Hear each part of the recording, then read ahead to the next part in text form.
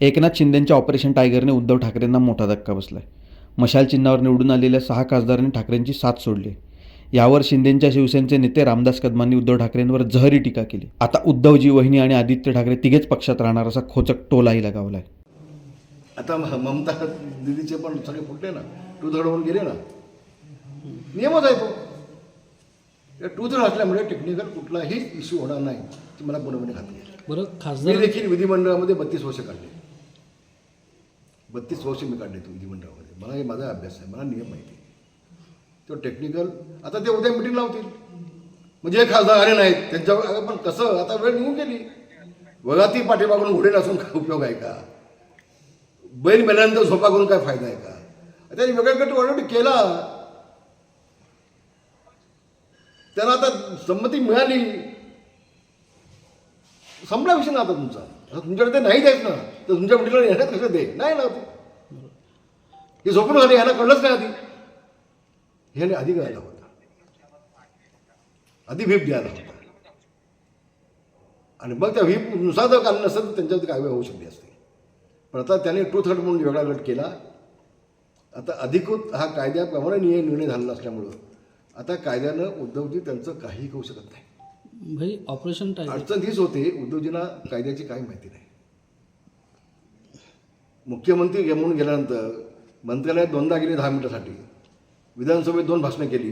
ती भाषणं कुठल्याही आमदाराच्या मंत्र्याच्या प्रश्नाला उत्तर न देता तो विषय सोडून, जसं काय शिवाजी बागला आपण भाषण देतोय, कारण त्याला अभ्यास काहीच नाही ना.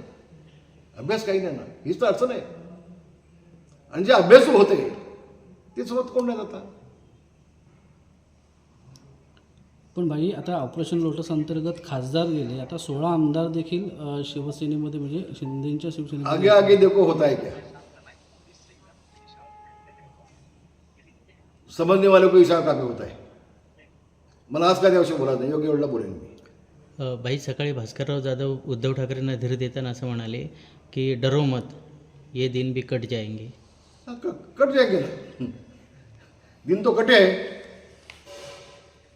उनपी फटे. जिल्हा परिषद निवडणुकीला तुम्ही बघितलं काय झालं ते भास्कर गावांचं. कट गए ना सब. एक मुलगा निवडून आला, बाकी सब कट गए. ते काय खोटं बोलले नाही. हे भी दिन कट जाएंगे. भास्करजी, तुम्ही ते घाल का आधी सोबत ते सांगा शपथ घेऊन. फक्त आभास निर्माण करण्याचं काम काही लोक करत आहेत. ठीक आहे, त्याला शुभेच्छा. भास्करजींना पण शुभेच्छा. धन्यवाद. संजय राऊत म्हणलेत की आपण सगळ्यांनी सामूहिक राजीनामे दिले पाहिजेत. लवकर द्या, उशीर करू नका. कोणी दिले पाहिजे? खासदारांनी. मग संजय राऊतांनी राजीनामा का दिला नाही? मीच तर मग अशी म्हटलं ना ते.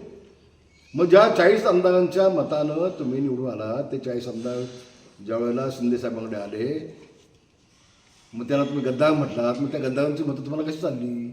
हाच तर माझा प्रश्न आहे ना. मग नैतिकता म्हणून तुम्ही राजीनामा का दिला नाही? हे तुम्हाला लागू होत नाही, बाकीच्या लागू होतं का?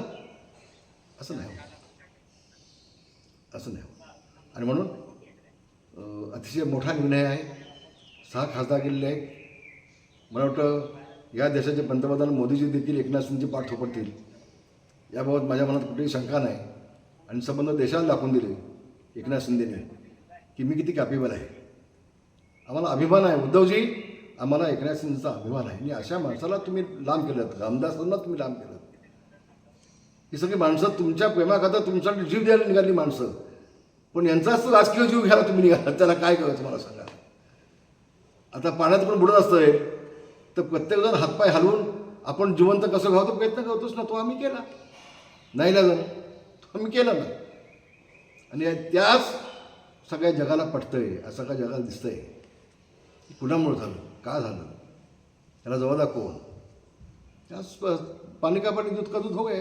गोष्ट केलं पाहिजे. कुणाला मोठं होऊ द्यायचं नाही.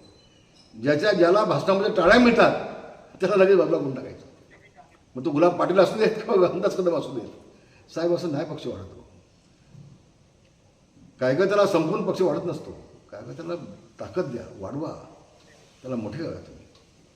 आणि म्हणून पुन्हा एकदा उद्धवजींकडनं 6 खासदार निवडून आलेले आहेत. त्यांनी दिल्लीत गेलेले आहेत, वेगळा गट केलेला आहे. आणि मग अधिकृतपणे आता ते शिवसेनेमध्ये आले आहेत.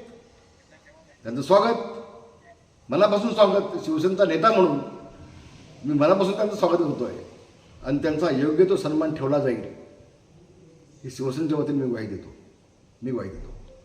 धन्यवाद. जय हिंद, जय महाराष्ट्र. भाई आपल्याला आता टेक्निकल काय मुद्दे